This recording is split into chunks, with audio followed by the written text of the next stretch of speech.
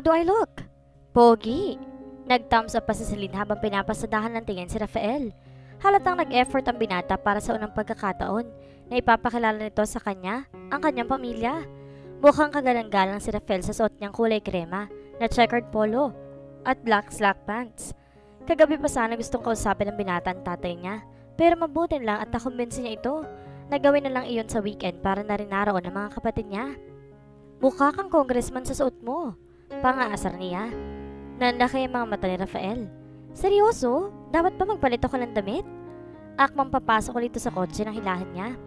Ano ka ba? Huwag mong alalahanin ng damit mo kundi ang tate at mga kapatid ko. Hindi nakaligtas sa kanya ang ilang beses itong paglunok. Nervous? Dapat ba nakabahan ako? Hindi naman. Kakampi natin ng mga kapatid ko dahil nakausap ko na sila. Si Papa na lang ang problema. Okay. Ani Rafael saka nilabas mula sa kotse nito ang dalawang mamahaling imported na alak at naglabas na ng isang bilao sa isang kahon ng cake. Ano yan? Birthday ba pupuntahan natin? Hindi ko alam ang dadalhin ko eh. Hayaan mo na lang.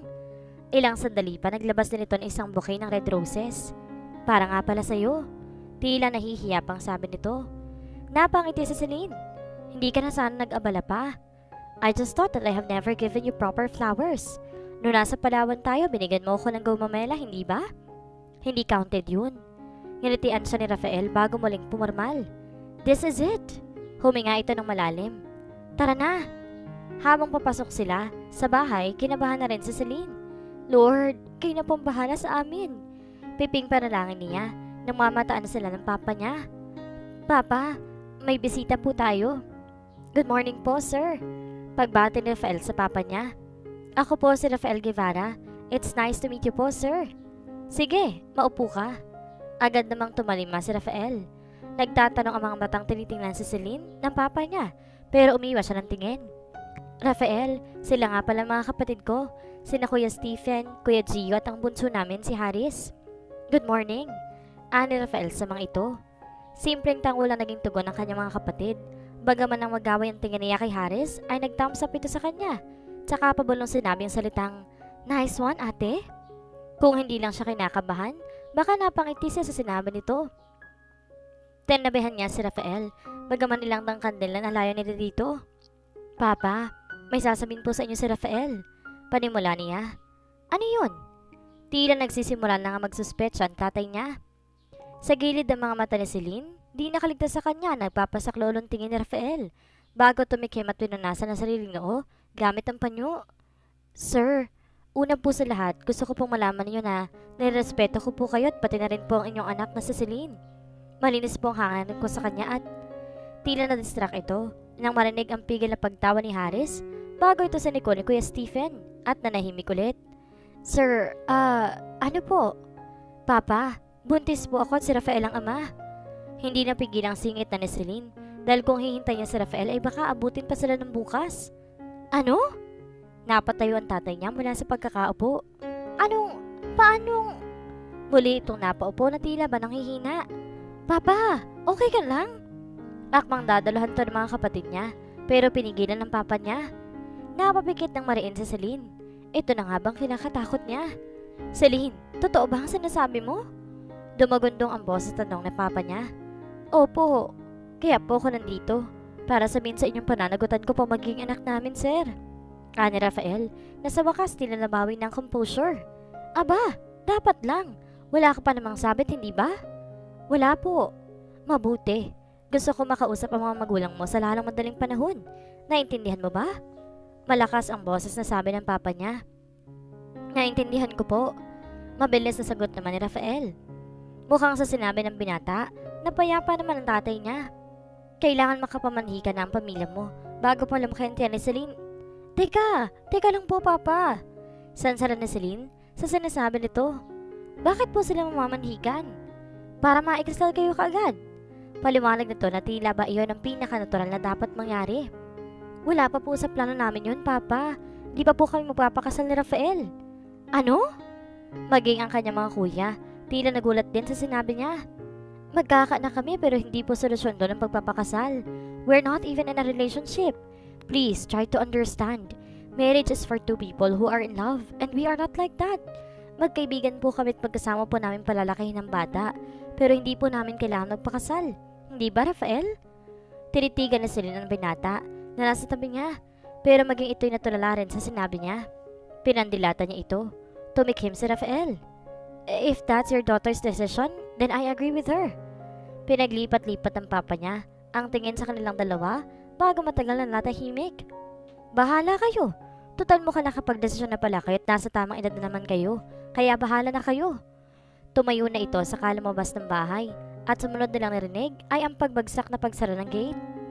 Kaagad na tumayo si Rafael. Susundan ko si Papa. Baka kung ano mangyari sa kanya. Celine, pabayaan mo muna si Papa. Saway ni Kuya Stephen. Pero baka mapaano siya. Ilang beses siyang huminga ng malalim para pawiin ang bikig sa kanyang lalamunan. Okay lang kaya siya? Huwag kayo mag-alala. Magiging okay din si Papa. Nabigla lang siya. Just give him time. Ani Kuya Gio. Sorry. I'm sorry. I am so sorry. Ani Celine sa mga kapatid bago tuloy ang napaiyak. She felt that she let her father down.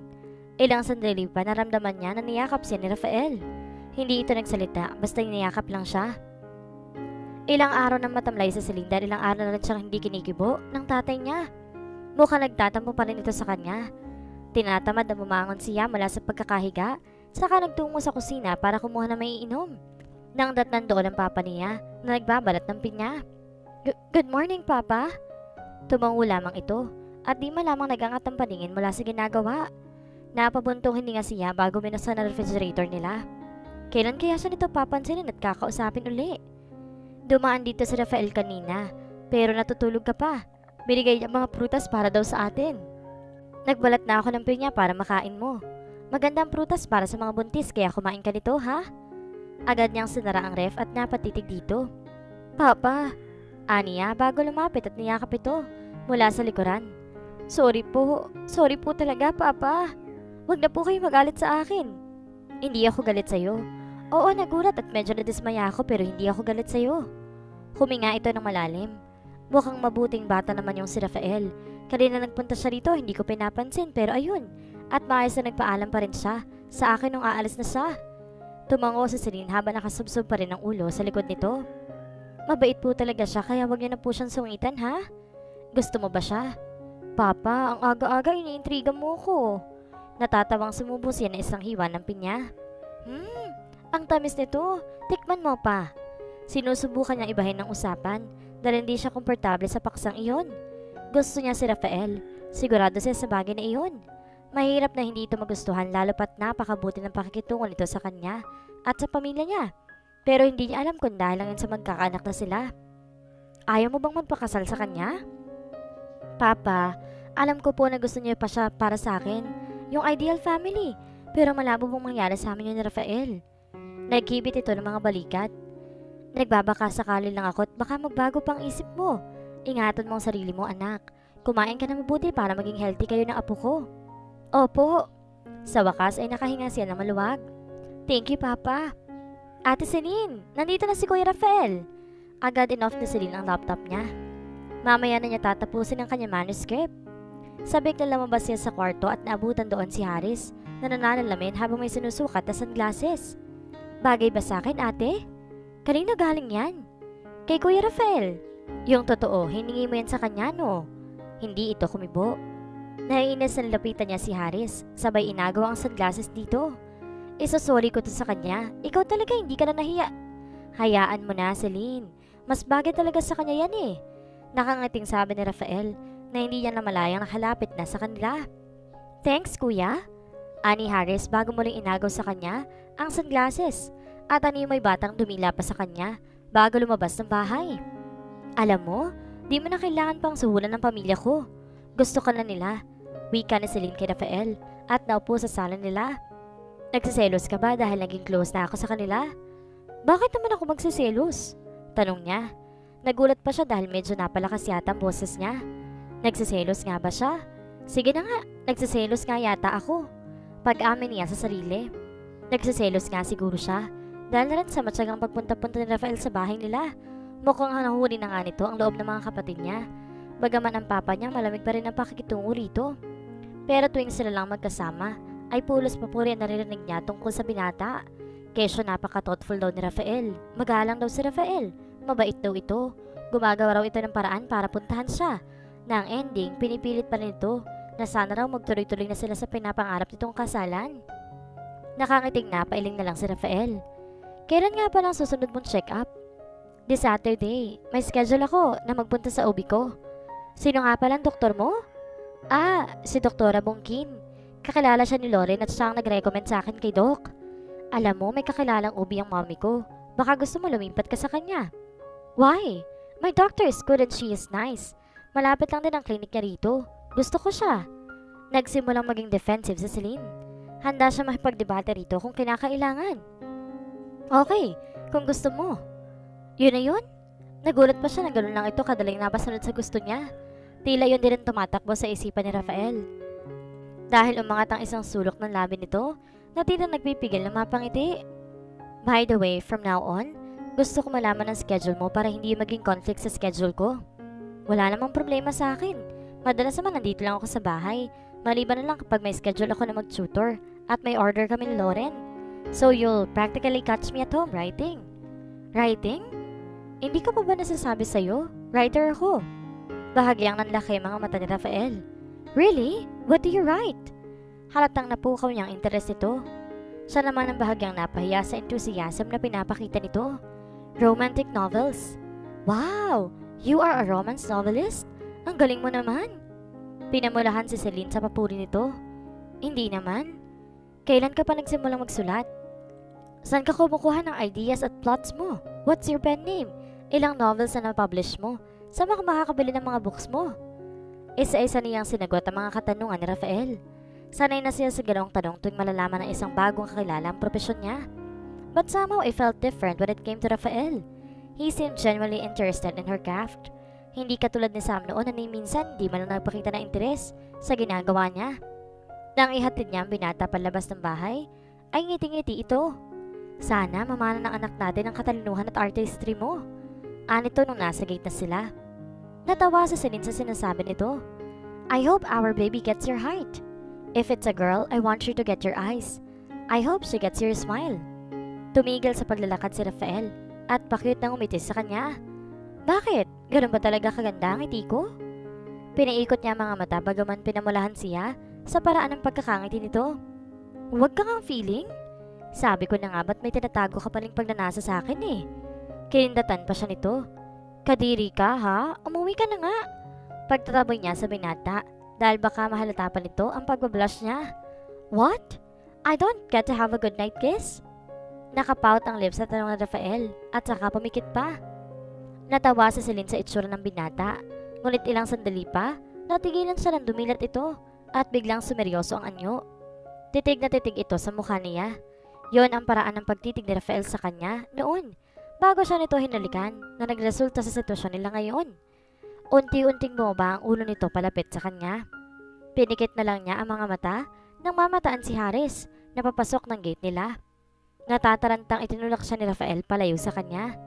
Haris, nandyan ka na pala. Tamang-tamang pagdating mo dahil paalis na si Rafael. Yes. I was just saying goodbye to your sister and I am about to go now. Sinundan niya ni Rafael. Nakabadong tawa bago siya binalingan. Sige, Celine. Magkita na lang tayo sa check-up mo. Mag-ingat ka. Bye, Haris. Mabilis na lumabas ito ng gate nila. Ingat ka, Kuya Rafael. Pahabol na sabi pa ni Harold nang marinig nila ang papalayong ugong ng kotse ni Rafael. At tila nakakaloko nitian siya ni Haris. Anong problema mo? Angil Celine. You two were about to kiss, weren't you? Ano? Anong pinagsasabi mo dyan? Tumawa ito. I knew it. Caught in the act kayo kaya guilty na guilty kayo kanina. Haris, tumigil ka na. Kung hindi, sasapakin na kita. Seriously, Ate Celine. Bakit di niyo pa kasi gawing totohanan yung relasyon niyo? Pareho naman kayong single at magkakaanak na kayo. Obviously, you both like each other. Ano bang problema ninyo? Iiling-iling na tanong nito bago pumasok sa bahay nila. Naiwang natitigilan si Celine sa sinabi ni Haris. Magkasama sina Celine at Rafael habang papasok sila sa ospital kung saan naroon ang klinik ng OB ni Celine. Kanina pa siya palihim na pangiti-ngiti. Hindi niya maunawaan kung bakit tila tuwang-tuwa siya na ang kasama niya ngayon ay ang ama ng kanyang baby. Ito pala ang klinik ni Doktora Bungkin. Maya-maya ay sabi ni Rafael habang palingalinga sa paligid. Mukhang okay nga rito. Sabi ko sa iyo eh. Si Lauren ang kasama mo noon tuwing nagpapacheck up ka dito? Oo, siya nga. Siya kasi nag-recommend sa akin sa klinik na to dahil siya rin ang unang nakakaalam itong pagbubuntis ko. Biglang natahimik ang binata at ang tingnan niya, bahagyang lumambong ang mga mata nito. Uy, wala akong ibig sabihin na sinabi kong yun ha? I know, it's just that I can't help but feel a little guilty. Ako dapat ang kasama mo noon at ako dapat ang unang nakakaalam na magkakaanak na tayo. Sinulyapan niya si Rafael. Di mo naman ginusto yun, at least ngayon ikaw nang kasama ko rito. At ako na makakasama mo rito palagi simula ngayon. Ngumiti na lang sa Celine dahil hindi niya alam kung anong dapat na isasagot dito. Dapat nga ba siyang masanay at umasa na palagi na ito mananatili sa tabi niya? Napailing siya. Hindi siyang tinutukoy ni Rafael kundi ang magiging anak nila. Kailangan niya yung palala sa sarili para hindi kung ano pumapasok sa kanyang isip. Nakadama siya ng kalungkutan dahil doon. Good morning, Miss Claveria. Nakangating pagbati ng assistant ni Dr. Bunkin na sinin niya. Good morning. May appointment kami kay Dr. Bunkin. Ngayon daw niya gagawin ng fetal Doppler test sa akin. Iba yata ang kasama niyo ngayon. Hindi nakaligtas sa matalas sa paningin ni Celine ang pagsalap niya kay Rafael na nasa likuran niya. Ah, oo. Siya nga pala si Rafael. Hi, I am the baby's father. Nakangiting sabi ng binata habang abala mga mata nito sa pagtingin sa posters na naroon. The baby's father? Umawang ang mga labi ni Ninya at tila ba gulat na gulat. Pinaglipat-lipat ito ang tingin sa kanilang dalawa na tila ba hindi makapaniwala. Gusto nang mairita ni Celine sa babae. Bakit ba shock na shock itong malaman na may tatay ang anak niya na kasing gwapo ni Rafael? Mahirap pang paniwalaan na once upon a time ay may nagamagitan sa kanila ng lalaki. Yes, he is the father of our baby. Diin niya ang salitang our dito. So, kasal na pala kayo? Tila dismayadong tanong pa ni Ninya. No, but we are going to raise the baby together. Nakataas ang isang kili na sagot ni Celine. At ng mga sandaling iyon, nakaramdam siya ng matinding pagnanais na sana nga ay iba ang sitwasyon nila ni Rafael. Oh, I get it. Tumango-tango si Ninya habang naglalaro ang ngiti sa mga labi nito. Binalikan ng babae ang hawak na pad bago ubol ang tamis ng ngitian sila. Lalo na sa gawin ni Rafael na abala sa pagtingin sa isang poster ng fetal growth illustration. Lumabas lang sandali si Doktora pero babalik din siya after 10 to 15 minutes. Sige, aniya habang pigil na pigil ang sariling irapan ng babae. Obvious na nagka-crush pa ito kay Rafael. Bakit naiinis ako? Wala naman akong karapatan na magselos. Aniya sa sarili pero nakasimangot na pabagsak siyang naupo roon. Okay ka lang? Masama bang pakiramdam mo? Napalingon si Celine kay Rafael na umupo sa tabi niya. Umiling siya. Ayos lang, medyo inaantok lang ako.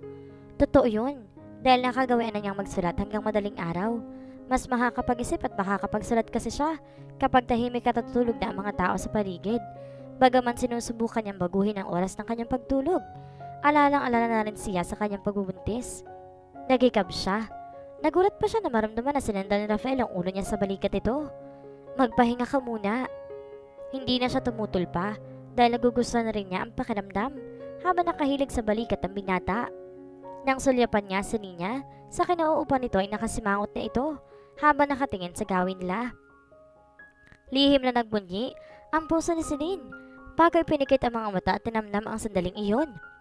Baka masanay ako sa ganito, Rafael. Kapag nasanay ako, hahanap-hanapin ko to. Once I get used to this, you have to stay beside me forever, okay? Can you do that? If not, then please don't make me fall in love with you. Please. That is the baby's heartbeat.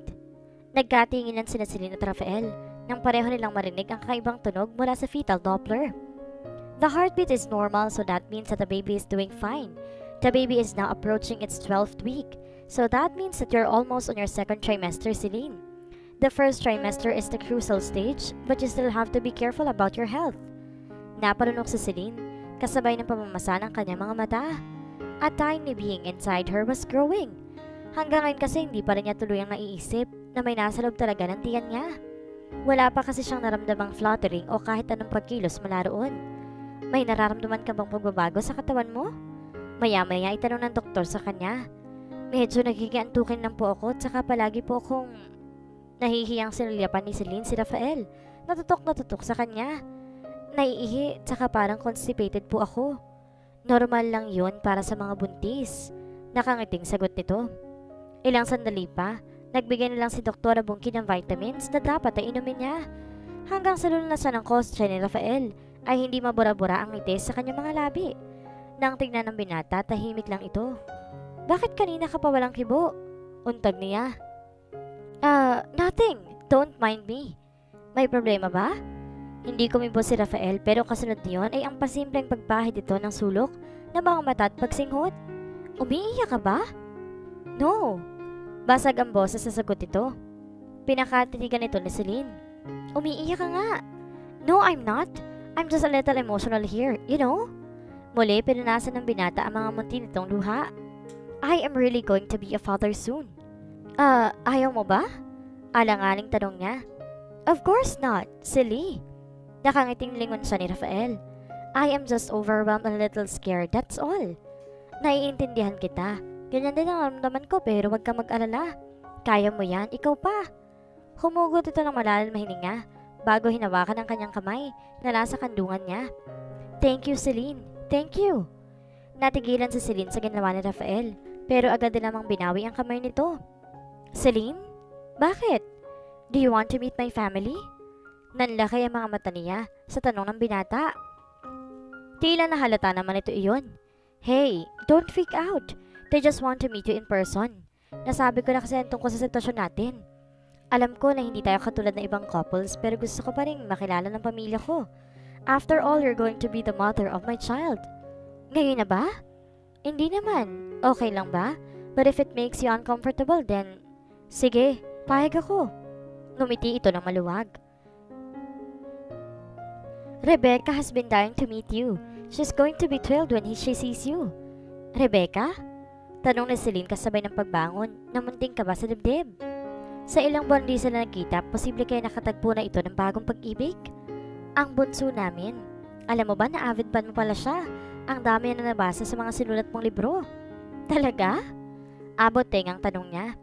Relieved din siyang malaman na ang Rebecca palang tinutukoy ni Rafael ay kapatid nito. Oo, malamang pagkakita niya sa'yo magkakaroon ka ng mini book signing dahil sa dami ng balak niya papirma sa'yo na pocketbook.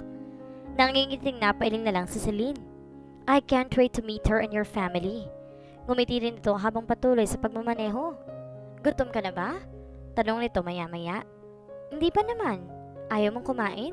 Kahit pa sabihin ko sa'yo na may alam akong restaurant ko sa napakasarap ng tapsilog. Ang lambot ng tapa nila, tsaka yung sinangag nila nilalagyan ng sunny side up na itlog at ang sarap ng pagkakaluto. Pero sayang lang, di ka pa pala gutom. Alam niyang sadyang tinatakam lang siya ng totoo. At sa totoo lamang, nagsimula na siya magliway sa sinabi nito. Pero alam mo, pati ang bulalo at nilagang baka nila napakasarap. Tsaka, tara na nga. Ang lakas na naging tawa ni Rafael. Masarap? Halos hindi makasagot si Celine sa tanong ng Rafael dahil punong-puno ng pagkain ang bibig niya. Nag-thumbs up na lamang siya rito. Isang restaurant sa kalapit na mall ang tinutukoy nito. Ang totoo ang sinabi ng binata dahil napakasarap nga ng tapsilog doon na sinamahan pa na mainit na soup. Pagkatapos silang kumain, halos hindi na niya maisara ang zipper ng kanyang pantalon sa dami na nakain niya. Ang sarap talaga ng pagkain nila doon na. Ani niya habang tinatapik-tapik pa ang kanyang tiyan. Sabi ko sa iyo maglakad-lakad muna tayo. Sobrang nabusog ako Alam mo bang halos hindi magkasya sa akin ang mga dati kong damit? Lumalaki na talaga ang tiyan ko. I still think you're sexy. Natawa lang si Celine sa sinabi ni Rafael. Bagaman kasabay niyon ay ang paggapang ng kilig sa katawan niya. Nagsimula na sila maglakad-lakad hanggang sa humantong sila sa department store ng mall. Kung dati ay ang bookstore at ladies section ang una niyang pinupuntahan kapag napapadpad man sa mall, ngayon natagpuan na lang niya ang sarili sa baby section. Pigil niyang mapangiti na makita ang iba't ibang laki at disenyo ng feeding bottles. Kinuha niya ang pinakamaliit na nasa display at saka hindi iniwasang isipin ang itsura ng baby niya kapag dumidede na. Kahit pa nga talagang gusto niya ay ang magpa-breastfeed. Aware din siya na kung titignan sila ni Rafael, mukha silang ordinaryong couple, katulad ng ibang namimili roon. Somehow, the thought made her feel happy. Look how tiny these things are! Kaysa sa isang daliri ko ang mga ito. Tila tuwang-tuwang sabi ni Rafael na nasa tabi niya habang may tangan itong maliit na medyas. I know! Do you want to go shopping for the baby? Tanong nito maya-maya. He was grinning from ear to ear while holding the little mittens and socks. Napapahiyang binitawan ni Celine ang feeding bottle. Wag na muna, parang masyado pang maaga. Wala pa ngang 4 months ang tiyan ko. Di pa nga natin alam kung babae o lalaki ba si baby. Gusto ko lang magtingin-tingin muna. E di, ikaw na lang mag-shopping natin. Total, ang sabi mo sumisikip na mga damit mo sa'yo. Ako ang bahala sa'yo. Umiling siya. That is very thoughtful, Rafael. And I appreciate it pero hindi mo obligasyon yun. Okay. Ngumiti ito pero hindi nakaligtas sa kanya ang bahagyang paglambong ng mga mata nito. May titingnan lang ako doon ha? Anito saka lumapit sa isang aisle. Di na nagsisi sa Celine sa sinabi niya habang sinusundan ng tanaw ang papalayong binata. Kanina lang masaya at komportable sila na Rafael sa isa't isa pero tila nagkaroon na naman ng pader sa pagitan nila. Napabuntong hininga siya bago binilig sa estante ang feeding bottle at nang hanapin niya si Rafael, nagulat siya na makita may kausap itong isang magandang babae. Mukhang masinsinan nag-uusap ang dalawa at tila matagal na magkakilala. Agad siya nakadama ng munting kirot sa kanyang puso na hindi niya alam kung saan ang galing. Nang sulyapan niya mukha ni Rafael, ay eksakto na patingin nito sa gawi niya. May sinabi ang binata sa kausap nito at saka nakangiting kumaway sa kanyang babae. Alanganing gumanti siya ng kaway dito. Di niya alam kung bakit ba dapat na ba siya lumapit. Pero bago man siya makapagdesisyon, tumingkad na ang babae at tinagkan si Rafael sa pisngi. Muli ay dinaluhong ng sakit ang kanyang dibdib bago siya tinignan ng babae at saka ngumiti at muling kumaway. Pagkaalis ito ay sakala niya na pagtanto na kanina pa pala niyang pinipigilan ng kanyang paghinga. Sino siya? Hindi napigilang tanong niya na makalapit sa kanya si Rafael. Matagal bago ito nakasagot. Si Charlotte. Tumangutang siya. She remembered Charlotte. Si Charlotte ang dahilan kung bakit nagpunta ang binata noon sa Palawan dahil sa pagiging broken hearted nito noon dahil sa engagement ng babae. Kamusta na siya? Bumuntong hininga si Rafael. Not good. She and her fiancé postponed their wedding. Bakit daw? Hindi niya sinabi pero mukhang seryoso nga ang problema nila. Ganun pala. Nasabi na lang na Celine kasabay ng pagbangon ng pagkabahala sa dibdib. Ngayong mukhang hindi na matutuloy ang kasal ni Charlotte, magkakaroon ng pagkakataon si Rafael dito. Tinignan niya ang binata na sinusundan pa rin ng tingin ang papalayong figura ni Charlotte. Baka sa mukha nito na labis na apektuhan sa problema ng babae. It was obvious that Rafael still felt something for her. Naparunok si Celine dahil namalayan na lang niyang nagkaroon ng bikig sa kanyang lalamunan. Pasimpleng tumalikod siya bago pinanasan ng isang luha na naglandas sa kanyang pisngi.